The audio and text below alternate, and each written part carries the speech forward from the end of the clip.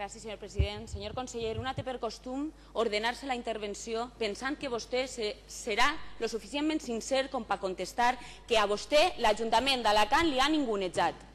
Li ha ningunejat i s'han rigut de vostè.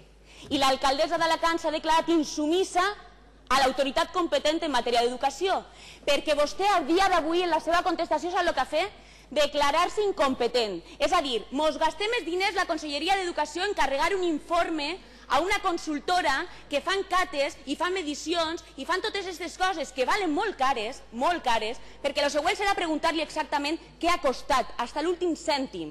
I vostè ara diu que és que l'Ajuntament en un moment donat se li pot declarar insumiso, pagar un altre informe que també costa diners a la gent del municipi d'Alacant, que diu tot el contrari, és a dir, un diu ruïna tècnica en cates, en totes les medicions, etc. I l'altre, que només que va fer una visita i feu fotografies i que se basa en les cates del primer, diu no hi ha ruïna tècnica. I diu que la Conselleria respecta aquest informe i que damunt van a analitzar la proposta de l'Ajuntament. Doncs per què hem pagat un informe? Però vostè ha tirat els nostres diners, senyor conseller. Però home, com pot dir aquestes coses? S'ha declarat incompetent. És a dir, vostè a dia d'avui ha declarat incompetents tots els informes que encarrega la Conselleria a nivell tècnic, perquè pot vindre qualsevol ajuntament insumiso, en aquest cas de mans de l'alcaldessa Sonia Castedo, encarregar un altre informe al marge de l'autoritat competent que diga el contrari a lo que vostès diuen que són l'autoritat competent i vostès a tragar. I sap què passa? Que quan vostès feren sortir els xiquets del col·legi en urgència d'un dia per altre, els primers els instal·laren en un institut i després els clavaren en uns barracons. I ahí porten 2 anys. I ara vostè diu, vostè està dient que han estat 2 anys inútilment en barracons, podent haver des del principi començat amb la rehabilitació, que per lo visto és el que vostès ara estan contemplant. En 2 anys se podia haver rehabilitat aquest centre? És la pregunta.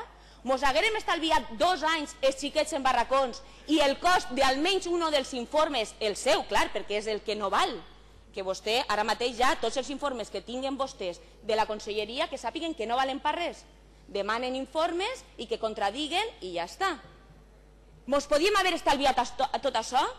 Vostè ara li està dient als pares i mares que quan els cridaren i els reuniren i d'un dia per altre els feren sortir en urgència dels xiquets perquè diuen que hi havia una ruïna tècnica i funcional en aquest centre. Li s'està dient que en un informe que no té cates, que se basa en les cates de fa 2 anys, que només que s'han dedicat a fer fotografies del centre, tenen seguretat de tornar a aquest centre perquè l'alcaldessa, que s'ha declarat insumissa, té alguns criteris tècnics que no sabem quins són i té competència per declarar que un edifici declarat en ruïna pot ser rehabilitat perfectament? Jo, sincerament, senyor conseller, poques coses rentables, beneficioses i coherents podia esperar de la seva persona, sincerament. Poques coses, després de saber que vostè lidera el friquisme polític del Consell del Govern. Però ara, el que vostè acaba d'assumir i s'acaba d'obrir la porteta de la Conselleria per a ocupar altres llocs on estiga més còmode és que és un incompetent per a les tasques del govern i d'una conselleria tan sensible com la d'Educació. Moltes gràcies, senyora Mollà.